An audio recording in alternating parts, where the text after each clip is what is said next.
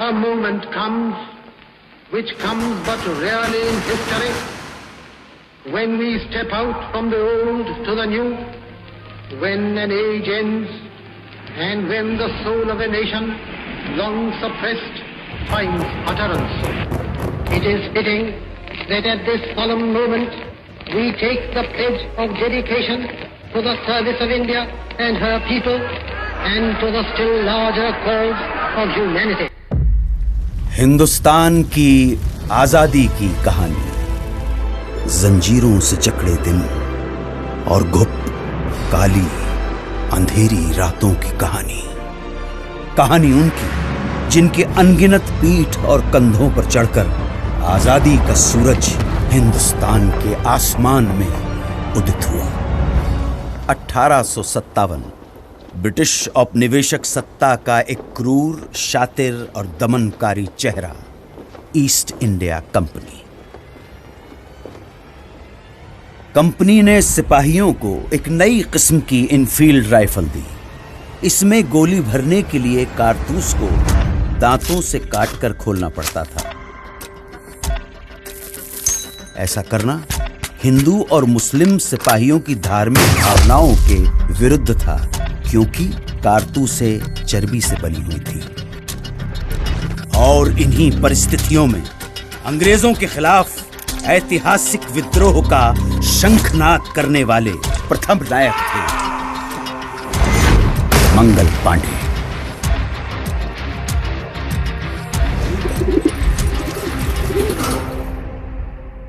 मंगल पांडे की शहादत बारूद के ढेर में पहली चिंगारी थी, और ये चिंगारी ऐसी भड़की कि देखते ही देखते बगावत की आग में पूरा देश दहकने लगा। वक्त आने पर बता देंगे तुझे आसमां, हम अभी से क्या बताएं क्या हमारे दिल में है। तूफानों की टोली और नसों में इनकलाब, होश दुश्मन के उड़ा देंगे हमें रोको ना। दूर रह पाए जो हमसे तुम कहाँ मंजिल में है, सरफरोशी की तमन्ना अब हमारे। हम तो घर से ही थे निकले बांध कर सर पे कफन, जहाँ हथेली पर लिए लो बढ़ चले हैं एक दिन। ऐ शहीदे मुल्क व मिल्लत मैं तेरे पर निसार, अब तेरी हिम्मत का चर्चा खैर की महफिल में है, सरफरोशी की तमन्ना अब हमारे दिल में है। देखना है और कितना बाजुए कातिल में है, हाथ जिनमें हो जुनू कटते नहीं तलवार से, सर जो उठ जाते हैं वो झुकते नहीं ललकार से।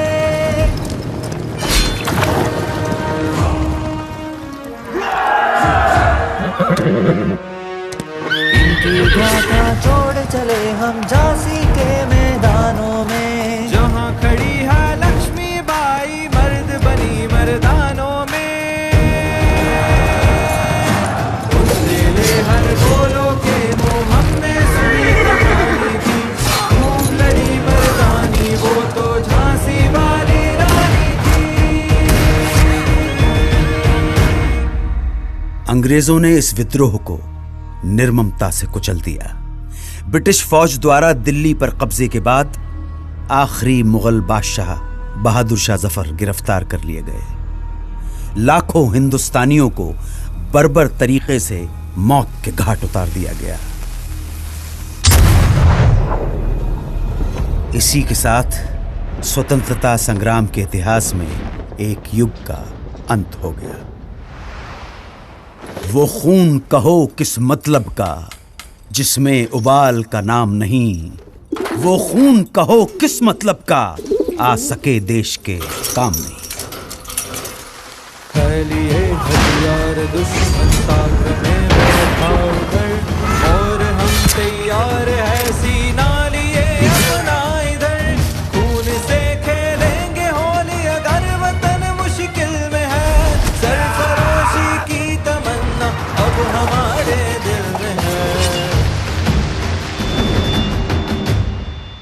बंगाल भारतीय राष्ट्रीय चेतना का सशक्त केंद्र। इसी चेतना को तोड़ने के लिए, हिंदू मुसलमानों के बीच फूट डालने के लिए सरकार ने घोषणा कर दी बंगाल विभाजन की।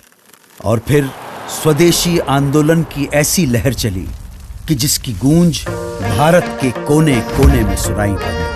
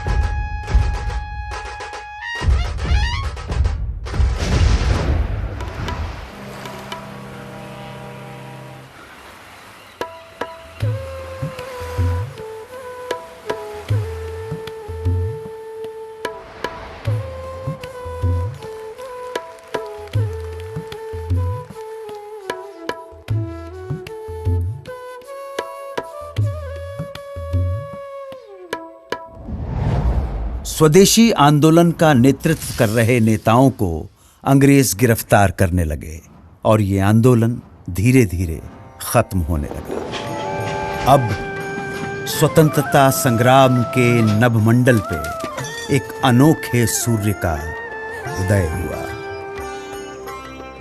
वैष्णव जन तो तेने कहिए जे पीड़ पराई जाने रे, पर दुखे उपकार करे तो मन अभिमान नाने रे।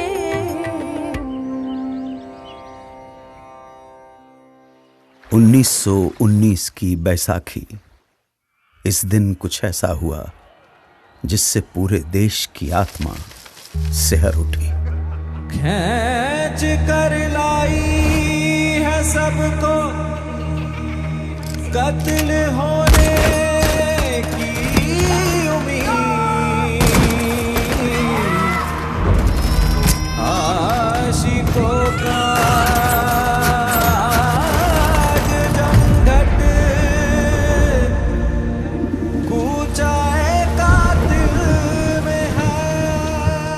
स्वतंत्रता संघर्ष को अब अगले मुकाम तक ले जाने के लिए महात्मा गांधी ने अहिंसक असहयोग आंदोलन की घोषणा की। इसका उद्देश्य स्वशासन की स्थापना और स्वराज्य की प्राप्ति थी। जनता ने इस घोषणा को हाथों हाथ लिया। लोगों ने सरकारी नौकरियों का, अंग्रेजी स्कूल कॉलेजों का, विदेशी कपड़ों और सामानों का बहिष्कार करना शुरू कर दिया और जनता स्वदेशी वस्तुओं का इस्तेमाल करने लगी। आंदोलन अपने उफान पर था।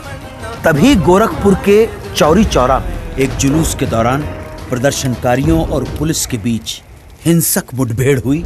इसमें 3 प्रदर्शनकारियों और 22 पुलिसकर्मियों की जानें चली गईं। हिंसा से आहत होकर गांधी जी ने असहयोग आंदोलन वापस ले लिया। इस फैसले से देश के एक बड़े हिस्से में मायूसी छा गई। उन्हीं दिनों गरम दल क्रांतिकारियों के इरादे कुछ और ही इशारा कर रहे थे।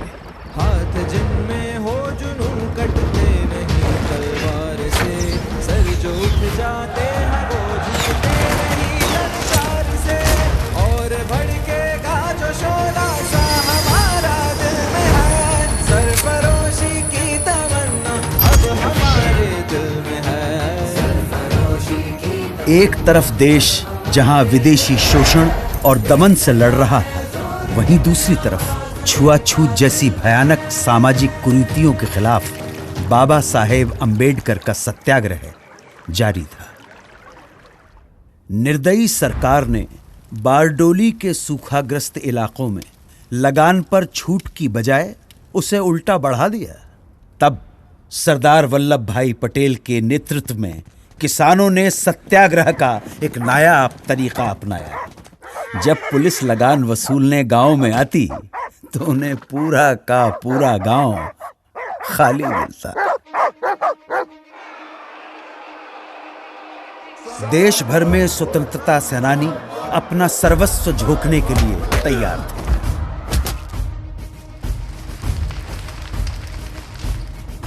आजादी की लड़ाई अपने चरम की ओर बढ़ रही थी।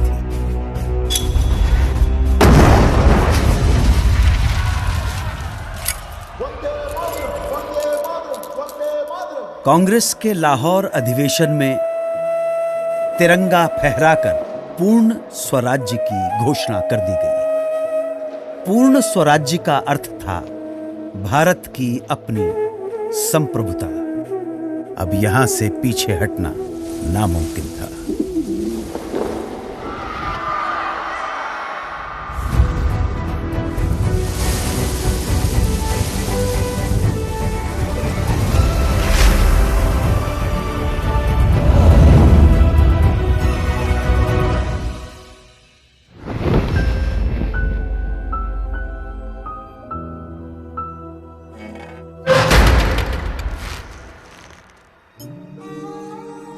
चौबीस दिन 240 मील की यात्रा, एक वृद्ध फकीर का हाथ में लाठी लिए दुनिया के सबसे शक्तिशाली साम्राज्य को चुनौती देने के लिए निकल पड़ना। इस अद्भुत दृश्य में कुछ ऐसा जादू था कि देश भर में लोगों का मन आंदोलित हो उठा। बेरहम ब्रिटिश सरकार नमक जैसी बुनियादी चीज के उत्पादन और व्यापार पर रोक लगा चुकी थी और ब्रिटेन से आने वाला नमक भी भारी टैक्स लगाकर बेचा जाता था।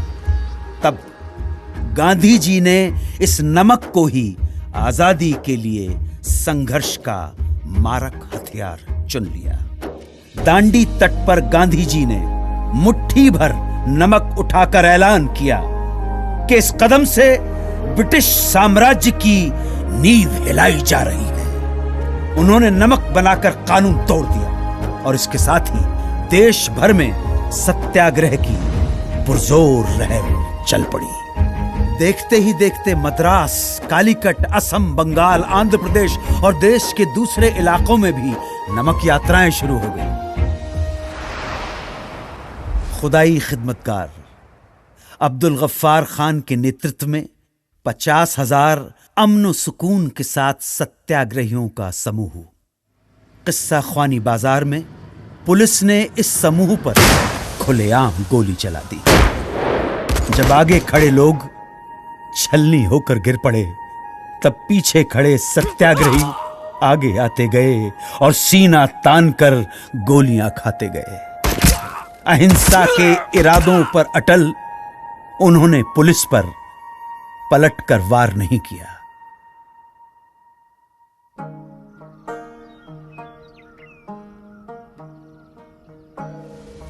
मन समर्पित, तन समर्पित और ये जीवन समर्पित, चाहता हूं देश की धरती तुझे कुछ और भी दूं।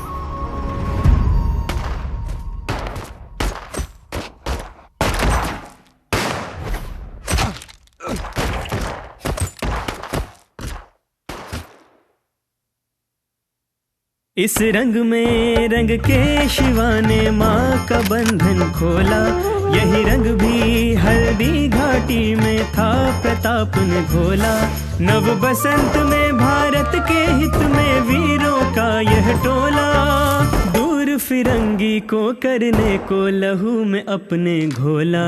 ओ मेरा रंग दे बसंती चोला, माए रंग दे, ओ मेरा रंग दे बसंती चोला, माए रंग दे। इंकलाब जिंदाबाद, इंकलाब जिंदाबाद, इंकलाब जिंदाबाद, इंकलाब जिंदाबाद, इंकलाब जिंदाबाद,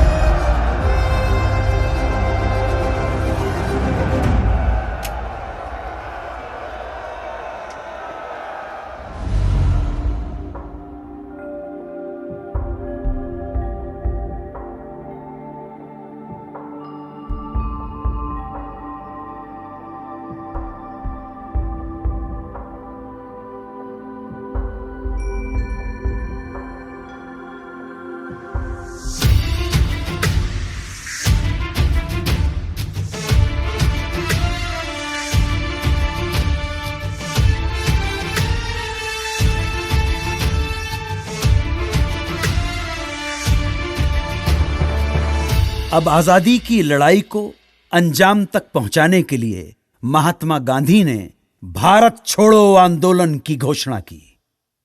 उन्होंने देश की जनता को एक महामंत्र दिया, करो या मरो, या तो हम भारत को आजाद कराएंगे या इस कोशिश में अपनी जान दे देंगे। इस आह्वान के कुछ घंटों बाद ही सरकार ने गांधी जी को, नेहरू जी को, अबुल कलाम आजाद सहित प्रमुख कांग्रेसी नेताओं को गिरफ्तार कर लिया और तब दूसरी पंक्ति के स्थानीय नेताओं ने आंदोलन की कमान संभाल ली।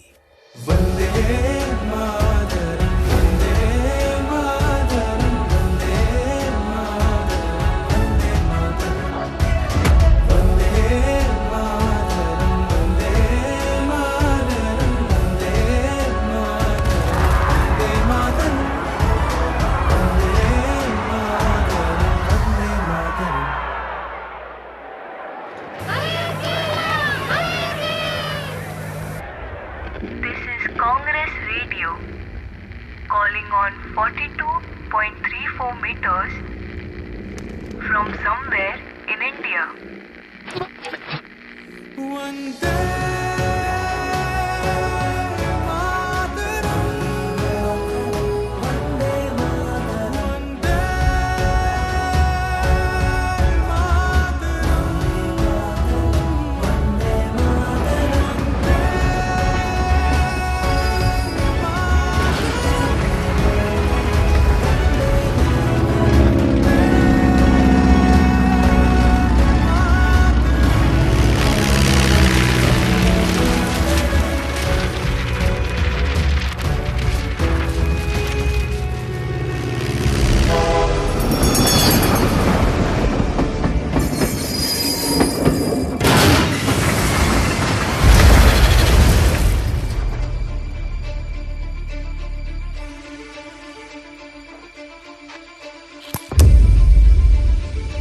भारत छोड़ो आंदोलन एक निर्णायक बिंदु था। इस आंदोलन में पूरा देश कूद पड़ा। पुलिस थानों, कचहरियों, रेलवे स्टेशनों और अंग्रेजी सत्ता के दूसरे प्रतीकों पर कब्जा कर उन पर तिरंगा फहराया जाने लगा। बौखलाई सरकार ने न सिर्फ लोगों के साथ मारापीटी की, न सिर्फ भारी संख्या में लोगों की गिरफ्तारियां हुई, बल्कि कई बार तो फौजी हवाई जहाज से निहत्थे लोगों पर गोलियां तक बरसाई।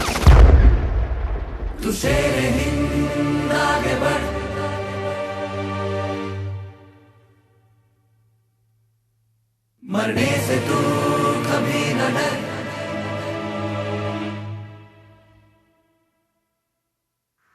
अंग्रेजी अत्याचार के प्रतिघात में नेताजी सुभाष चंद्र बोस के नेतृत्व में उन्हीं दिनों जापान, मलय और बर्मा में आजाद हिंद फौज के झंडे तले एक प्रखर सैन्य मुहिम जारी थी। कदम कदम बढ़ाए जा, खुशी के गीत गाए जा, ये जिंदगी है कौम की, कौम में तू हिंद आगे बढ़, तू कभी न डर, के दुश्मनों का सर वतन बढ़ाए जा।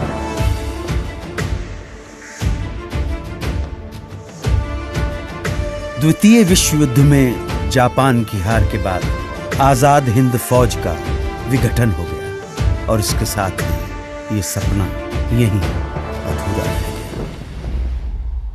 अब भारत की स्वाधीनता का अंतिम युद्ध प्रारंभ हो चुका था। आजादी के दीवाने अपने अथक सामूहिक संघर्ष और कुर्बानी की धधकती लौ में सदियों की गुलामी और शोषण की जंजीरें पिघलाने की कगार पर थे। ये क्षण आसमान के सीने पर तिरंगा फहरा देने का क्षण था।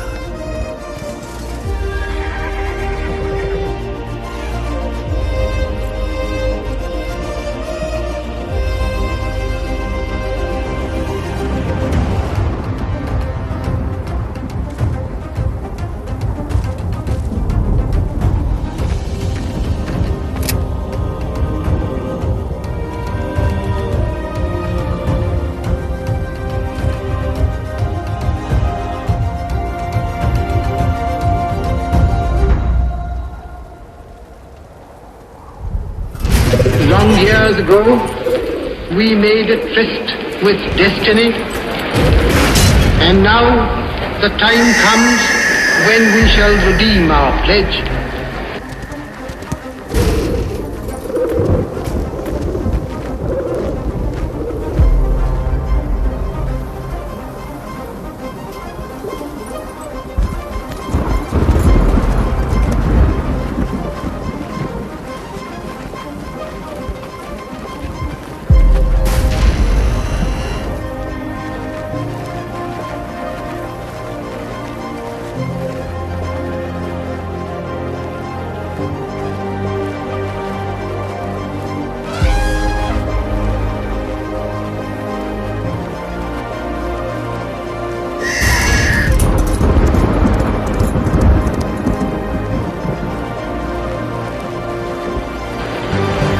The stroke of the midnight hour, when the world sleeps,